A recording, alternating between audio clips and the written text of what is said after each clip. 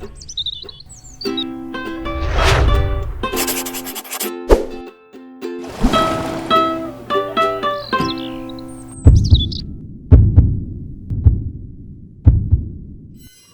noite a todos.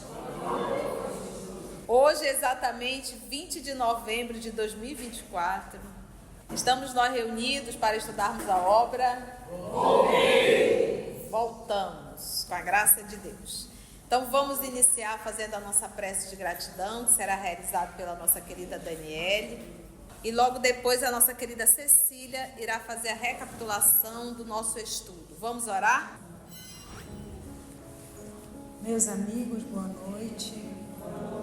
Então vamos fechar os nossos olhos e colocar em nossa tela mental a imagem do nosso Mestre Jesus a caminhar aqui conosco, nos olhando bondosamente, e a Ele dizer: amado Senhor Jesus, aqui estamos reunidos em Teu nome, na vontade, na sede de nos melhorarmos, de aprendermos um pouquinho mais, e rogamos que a Tua luz de amor, de paz, de compreensão possa nos envolver nesse momento, abrir as nossas mentes para os Teus ensinamentos que vêm desse irmão querido através dessa obra chamada Voltei.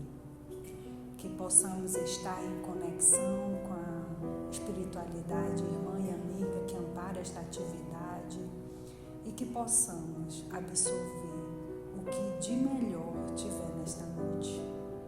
Que assim seja. Boa noite. Nós estamos fazendo uma recapitulação. Nós vamos ver o capítulo 13, o item 13.3, que fala na aula de preparação espiritual. Depois que Jacó visita Leopoldo Cirne, com aquela aula muito bonita, ajudando a todos, ele sai e na saída ele não presta atenção. Ele diz uma brincadeira para Leopoldo, ele diz assim: preparando os irmãos para o céu, né? Aí Cirne responde para ele: na terra se prepara para morrer, aqui nós preparamos para a reencarnação proveitosa. Mas ele estava muito apressado e não ouviu esse detalhe. E ele foi chamado para participar do Evangelho, da sessão de Evangelho, que era um grande socorro desenvolvido ali para os espíritos endurecidos.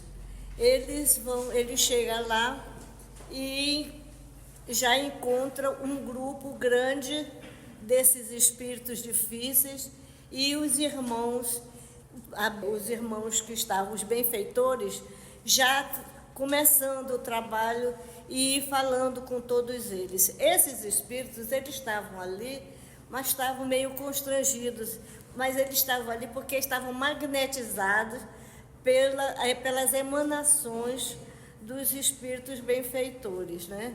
E Jacó ficou observando que os assistentes, aqueles espíritos ignorantes, eles não viam os benfeitores. Mesmo eles sendo bastante iluminados, eles não conseguiam ver. E aí ele caiu a ficha, né? Ele viu que a eles os espíritos viam, a Jacó e aos outros que tinham participado daqueles treinamentos do Leopoldo Cirne, daquelas preparações para uma espiritualidade melhor. Aqueles, Jacó e esses, eram visíveis. Aí ele ficou vendo a dificuldade que ele ainda estava e viu a evolução de todos aqueles companheiros que tinham trazido eles até ali. E ele ficou arrasado, né? Ficou muito triste e começou a ficar assim, encolhido, mais discreto. Só que uma pessoa que estava lá, um daqueles embrutecidos, lembrou: esse aí não é o Jacó? ele então alguém, foi né, descoberto, né? Sempre tem alguém, né, Cecília? Aí ele perguntou: onde é que está a sua luz? Coitado do Jacó, ficou arrasado, né? Então ele continuou assim, silencioso e muito, muito fechado em si, muito triste, né? Passado aquele momento, ele procura Guilom e conta o que aconteceu e como ele estava se sentindo. Aí Guilom viu fraternalmente, procurou consolar, mas disse: olha, isso é assim, você depois chega lá, mas primeiro dedique-se à meditação e também à oração, porque o esclarecimento vem depois. E logo depois também a sua luz. Então, ele ficou mais resignado aí com essas informações fraternas. Queria ter uma filha assim. Então vamos nós iniciar um novo capítulo, confere? Capítulo 14, excursão confortadora. Vem comigo. Quantas vezes invocamos a luz nos círculos da fé religiosa? Por exemplo, nesse momento, eu estou aqui sentada e estamos falando da luz. Estamos falando do Evangelho, estamos falando da Boa Nova, estamos falando de atitude, né? Então, ele agora faz essa reflexão. Quantas vezes invocamos a luz nos círculos da fé religiosa? Despreocupados, aconselhamos amigos que a procurem, né? Ali procurando o consolo, a luz, então a gente aconselha. E em muitas ocasiões, inadvertidamente, receitamos-la para os irmãos que consideramos nas sombras, né? Vem cá, capeta. Olha, eu vou lhe falar desse rumo que você está indo, onde você vai chegar e tal. E a gente dá aquela doutrinada, a gente não faz isso, né? Através de conversações ociosas, indicamos criaturas que não possuem o quê? A luz, e sempre que tomamos a palavra em público, suplicamos-la a luz para o mundo em altos brados. Então, o tema aqui central é a luz. Por quê? Por que o tema central? O Jacó identificou a própria luz? Não a tinha.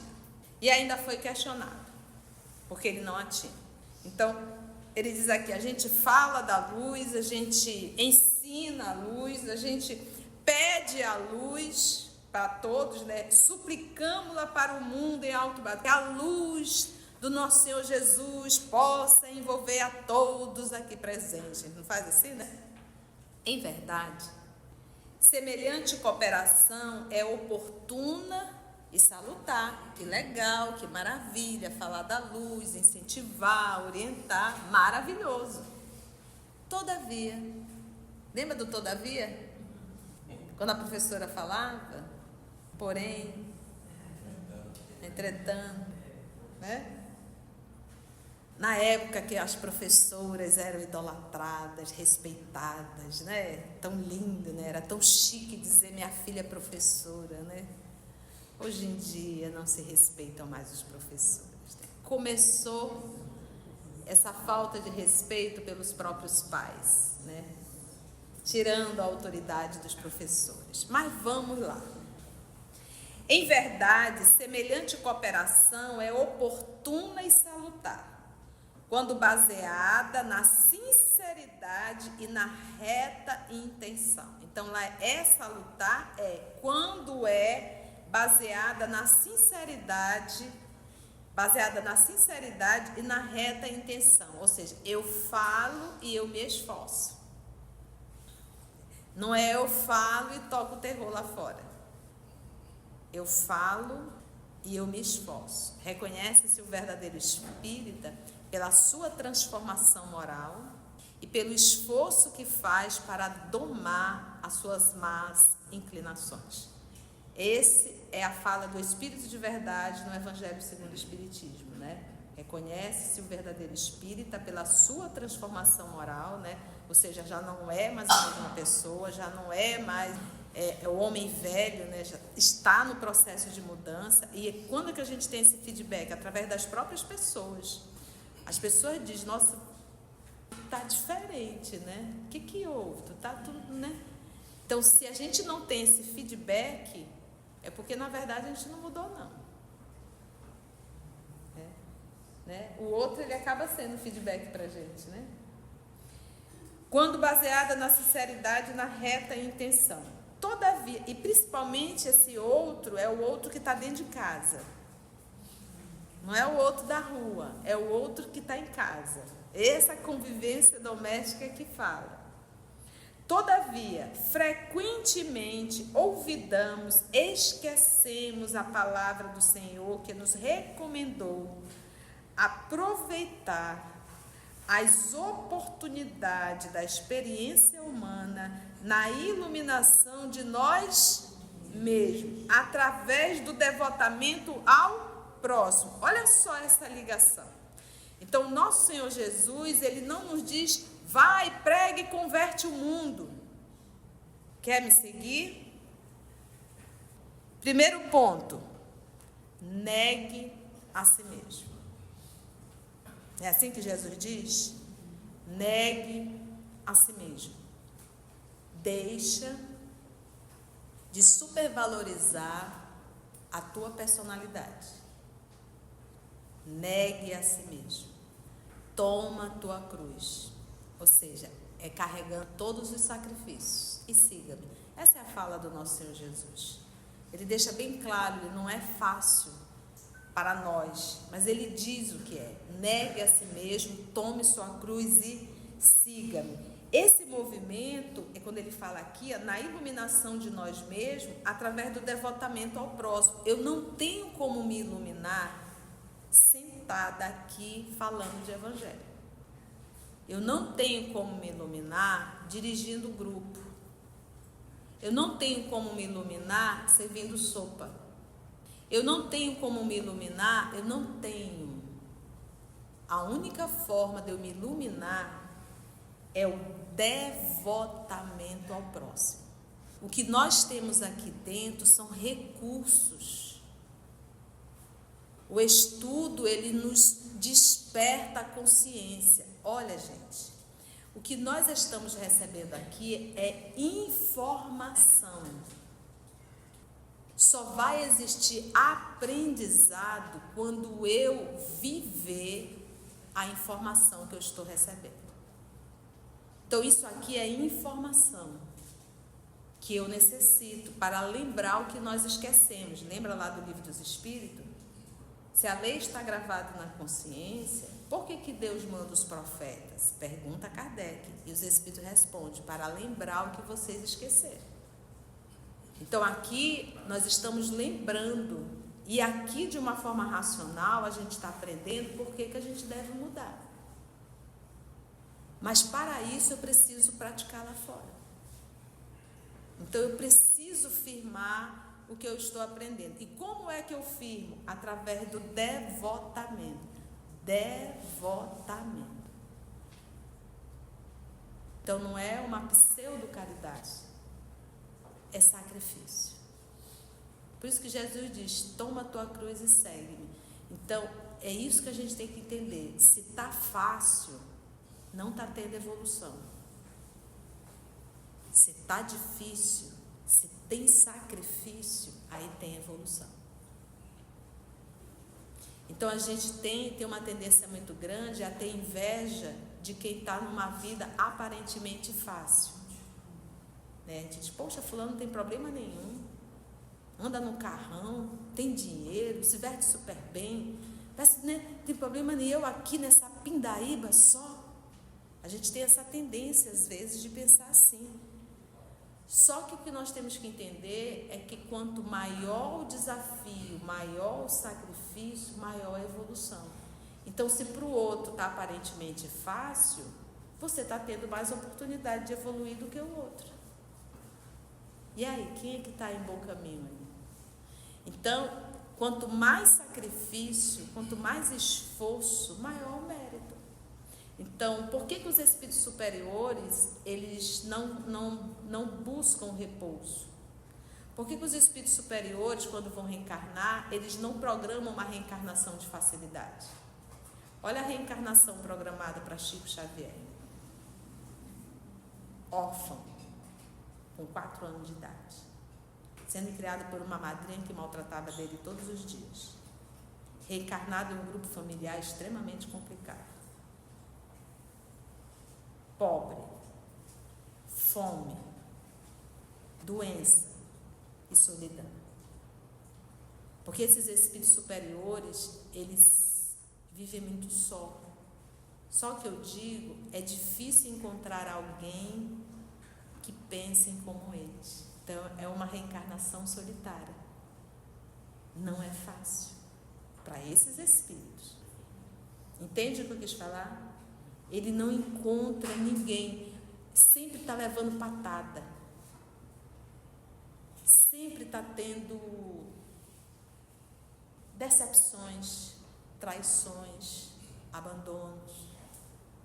Então, ele ama, mas ele não conseguia encontrar um coração pronto para trazer isso de volta.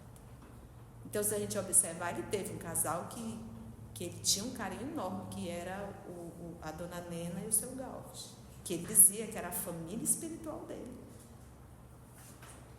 E tanto é que na casa da dona Nena, um quarto pronto com as roupas de Chico Xavier, até hoje tem. Ela montou agora no Centro Espírita União a exposição de tudo que ela tinha do Chico. As cartas, os certificados, honra ao mérito, tudo isso ele mandava para ela guardar. E ela tem essa exposição toda lá, dona Nena Galves. E ele dizia, era minha família espiritual. Mas eles não moravam juntos, um em São Paulo e o outro lá. Entende? Então não é fácil. Então é isso que a gente tem que entender. Esses espíritos nobres, eles entendem o que é evolução. E evolução é sacrifício. Nós não, nós achamos que evolução é tudo tá legal. É tudo muito fácil. E isso, na verdade, é uma acomodação. Estar paralisado. Evolução é sinônimo de sacrifício. Não fuja dele. Quando ele bater na sua porta, em frente. Então, através do devotamento ao próximo. E aí ele diz, o problema avultava, aumentava em minhas cogitações. Isso ele pensando. Qual é a dor dele? Qual é a causa da dor? O que vocês acham? Qual a causa da dor do senhor Frederico Figner? Todo o sofrimento dele tem como causa o orgulho. Por quê? Porque ele criou a imagem dele mesmo que ele era evoluído. Então, esse sofrimento não é uma imposição divina. Esse sofrimento é resultado daquilo que ele idealizou. E aí ele sofre. Os amigos nada me sugeriam, nada reclamavam. Os amigos não falavam nada. Por isso que a gente diz, qual é o pior juiz? Consciência. Os amigos nada me sugeriam, nada reclamavam, amparavam-me sorridentes e felizes. No entanto, as irradiações brilhantes de que se faziam acompanhar constituíam silenciosa advertência. Advertência a quem? A ele. Mas quem estava dando a advertência? Ele mesmo. Porque ele ensinou, ele falou, ele divulgou, ele dedicou 30 anos da sua vida, ele fez tanto trabalho dentro da Federação Espírita, Ele construiu a editora da Federação Espírita Brasileira. Então foi um homem tão envolvido no movimento, foi diretor, e de repente ele vê os demais irmãos numa situação de luz e ele não. Então, a dor aí é o orgulho e a vaidade. Tanto é que está tão específico porque ele não tem luz, por conta desse orgulho e dessa vaidade. Que aí é aquilo que a gente diz, um dos timoneiros, uns daqueles que mais reforçaram isso foi a própria posição social dele. Na condição de empresário, um homem muito bem posto numa situação social no Rio de Janeiro e no Brasil. Entende? Agora imagina se ele não tivesse feito o que ele fez, em que situação ele estaria? Eu não providenciar a luz para mim mesmo. Agora ele faz a reflexão, eu não providenciei luz para mim mesmo. Aí a gente sempre lembra a parábola das 10 virgens. Cada um tem que ter o seu azeite para acender a sua luz. Não tem como emprestar azeite para outro. Eu não providenciar a luz para mim mesmo. Conduzir a muitos desencarnados à fonte sublime das claridades evangélicas. Por quê? Porque ele era dialogador em reunião mediúnica. Então ele conduziu muitos espíritos, como ele fala, à fonte sublime das claridades evangélicas, mas esquecera as próprias necessidades. Esquecer as próprias necessidades. Doutrinara muita gente, ou pretendia haver doutrinado, e em todo o meu movimento verbal de pregação cristã, salientara o imperativo da luz para os corações humanos. Sempre ali salientando, sempre dando ênfase, à necessidade de você buscar a luz, se renovar, se evangelizar, Então ele ali sempre falando, Contudo, agora que participava de uma sociedade espiritual, reconhecia a opacidade de minha alma. Mantinha-se-me o perispírito no mesmo aspecto em que se caracterizava na experiência física. Então, o que ele está querendo dizer aqui? Todos nós temos um corpo físico, o corpo perispiritual e o espírito. O corpo perispiritual, que é a túnica nupcial que Jesus fala no Evangelho, caracteriza, apresenta a nossa evolução, a nossa condição evolutiva. Ou seja, quanto mais fisiológico eu sou, quanto mais movido pelas paixões terrenas, mais grosseiro é o meu corpo perispiritual. O que eu estou querendo dizer com grosseiro? Ele é muito próximo do corpo físico. Você olha para o perispírito, você tem certeza que está olhando para um corpo físico grosseiro. Não tem nenhuma nuance. Não tem um movimento que mostre, diz assim, nossa, é um ser espiritual. Pois é, não, você é um humano. Entendeu? Como assim?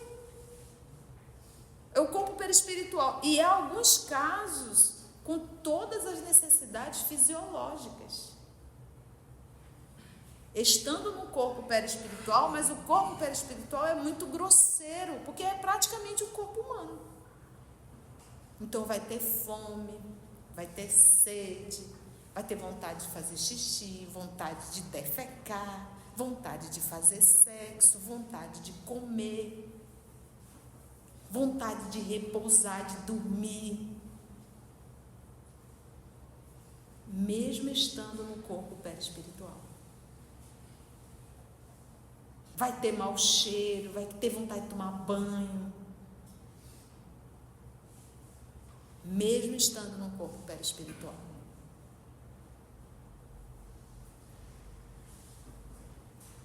Por isso é que ele diz: contudo, agora que participava de uma sociedade espiritual, reconhecia, repetindo, a opacidade de minha alma.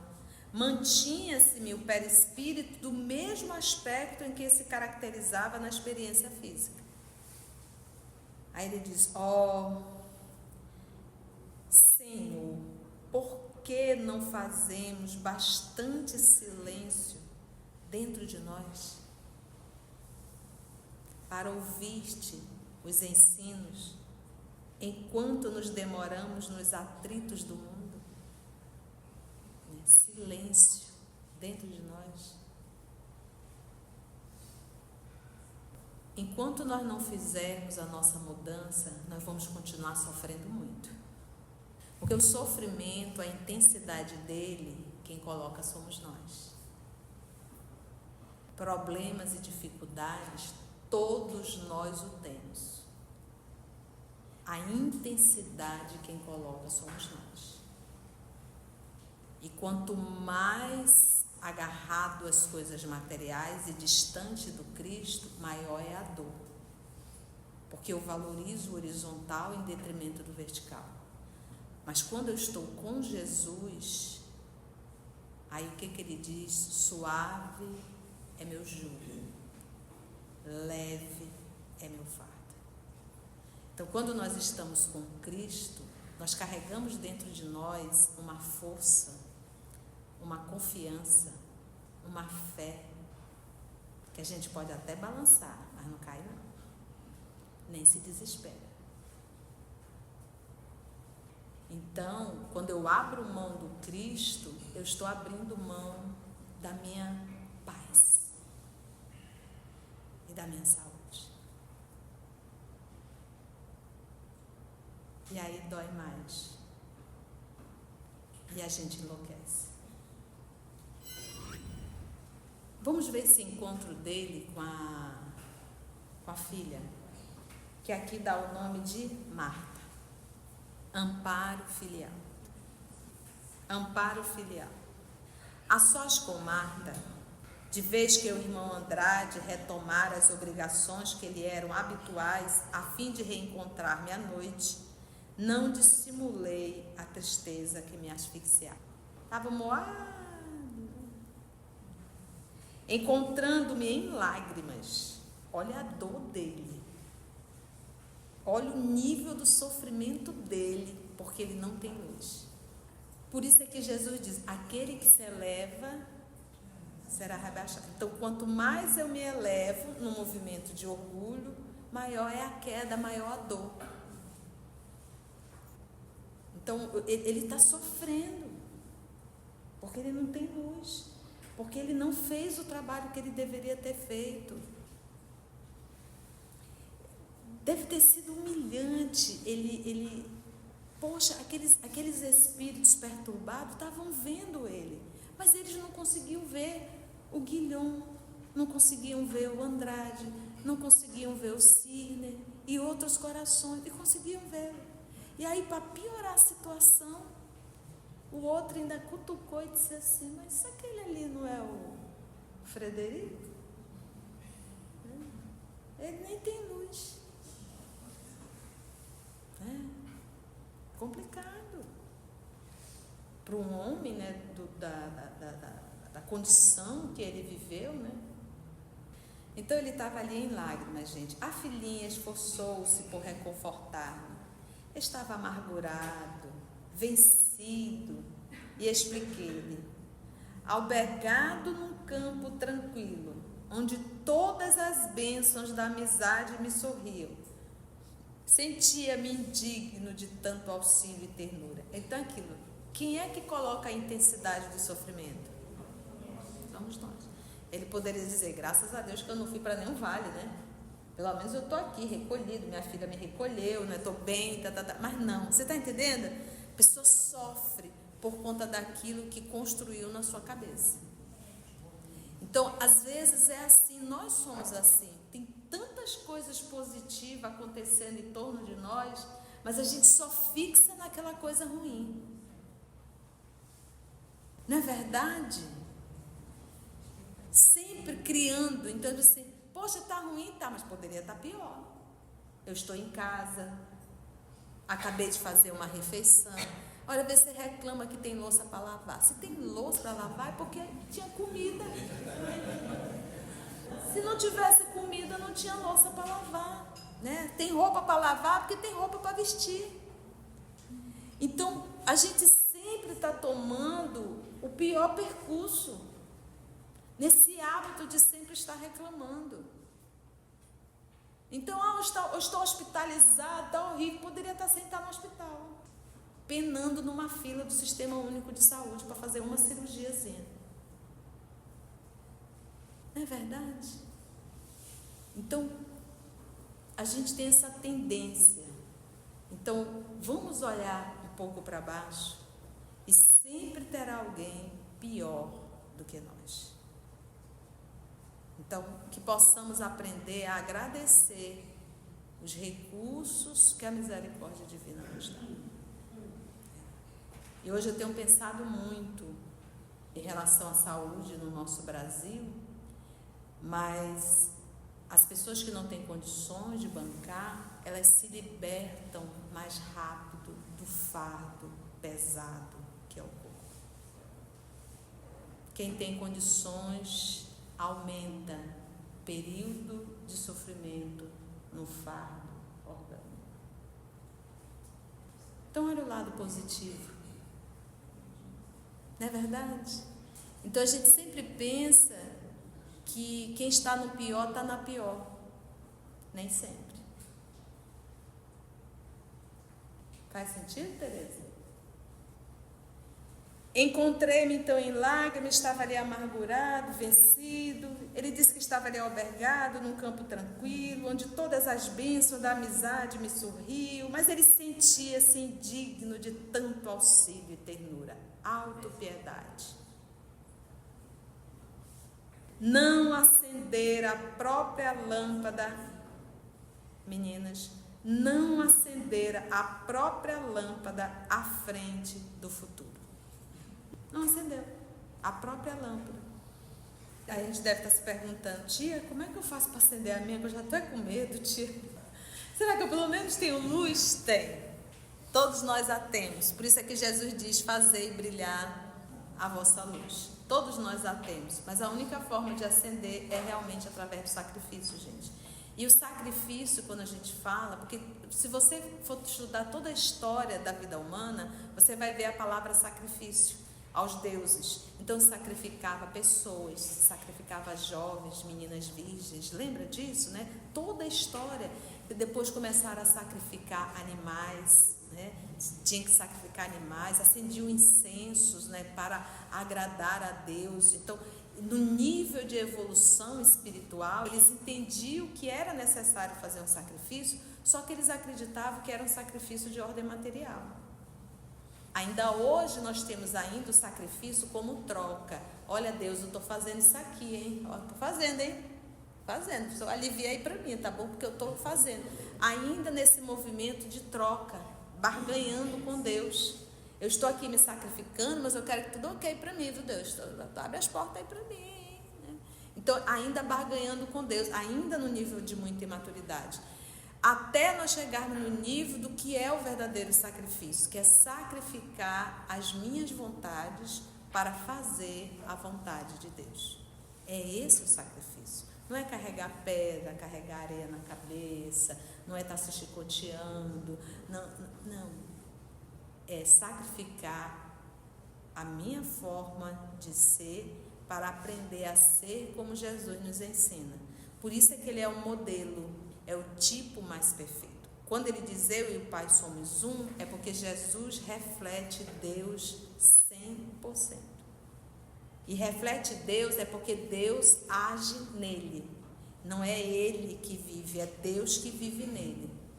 Por isso é que ele diz eu e o Pai somos um. E ele falou para João Evangelista: tu estás me vendo e não está vendo Deus? Porque olhar para Jesus é ver Deus. Por isso que Paulo disse: já não sou eu que vivo. Olha, Paulo entendeu. Quem vive em mim é... Então, quem é que ele reflete ali? Quem é a atitude de Paulo? É de Paulo ou de Jesus? É de Jesus. E é isso que a gente tem que entender. Por quê? Porque o filho tem que refletir o pai. E para isso nós temos que sacrificar as nossas vontades. Por isso o Pai Nosso: seja feita...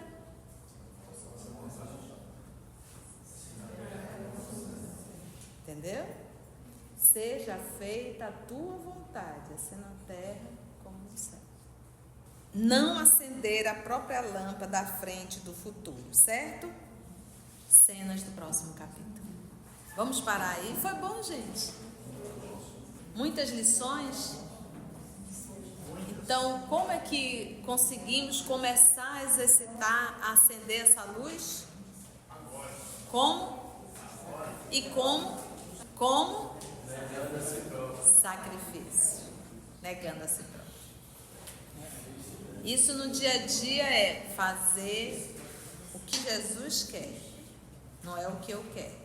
O que eu queria agora era gritar, mas Jesus quer que eu silencie e que continue. Por Ele. Por Ele. Por isso é um sacrifício, né? Então, o sacrifício não é algo prazeroso. O sacrifício é algo que dói. E sacrifício é algo que mata. Eu tenho que matar. Eu tenho que levar à morte. O quê?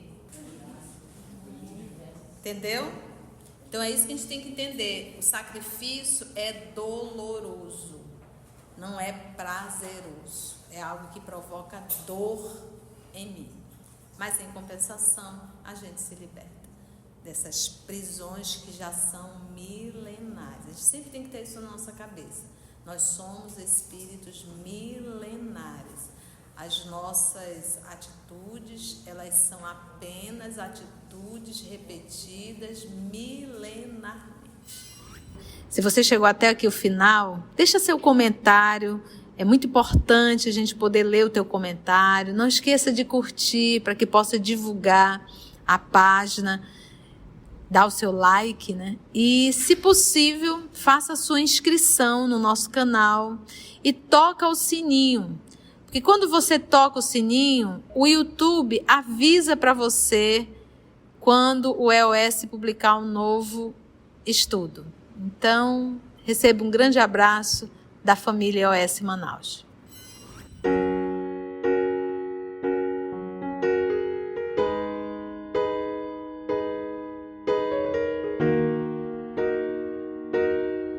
Antes de orarmos em agradecimento, vamos ouvir algumas considerações da tia que destacamos neste estudo para a reflexão dos ensinamentos.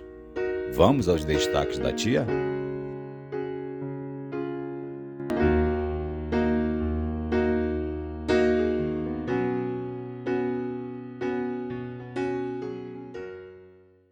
Não é eu falo e toco o terror lá fora. Eu falo e eu me esforço. Reconhece-se o verdadeiro espírita pela sua transformação moral e pelo esforço que faz para domar as suas más inclinações. Principalmente esse outro é o outro que está dentro de casa. Não é o outro da rua, é o outro que está em casa. Essa convivência doméstica que fala. A única forma de eu me iluminar é o devotamento ao próximo. Evolução é sinônimo de sacrifício. Não fuja dele. Quando ele bater na sua porta, enfrente. Porque o sofrimento, a intensidade dele, quem coloca somos nós. Problemas e dificuldades, todos nós o temos. A intensidade quem coloca somos nós. E quanto mais agarrado às coisas materiais e distante do Cristo, maior é a dor. Porque eu valorizo o horizontal em detrimento do vertical. Mas quando eu estou com Jesus, aí o que ele diz? Suave é meu jugo, leve é meu fardo.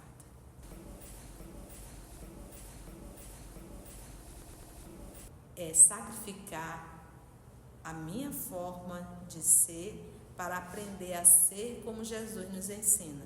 Por isso é que ele é um modelo, é o tipo mais perfeito. O sacrifício é doloroso, não é prazeroso, é algo que provoca dor em mim. Mas em compensação, a gente se liberta dessas prisões que já são milenares. A gente sempre tem que ter isso na nossa cabeça. Enquanto nós não fizermos a nossa mudança, nós vamos continuar sofrendo muito.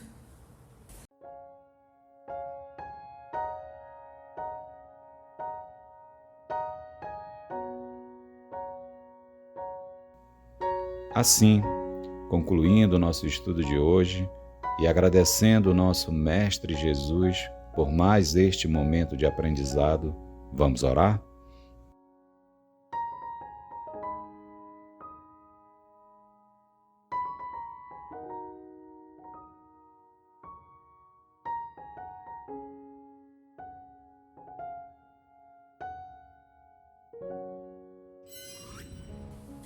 assim agradecemos a Deus, nosso Pai, por mais uma oportunidade de estudo, aos nossos amigos espirituais aqui presentes, ao nosso Mestre por excelência, e te rogamos, Senhor. O Senhor conhece o coração de cada um de nós. Nós te rogamos que nos dê força para galgar esse caminho que o Senhor nos convida há milênios. Que a tua paz nos envolva.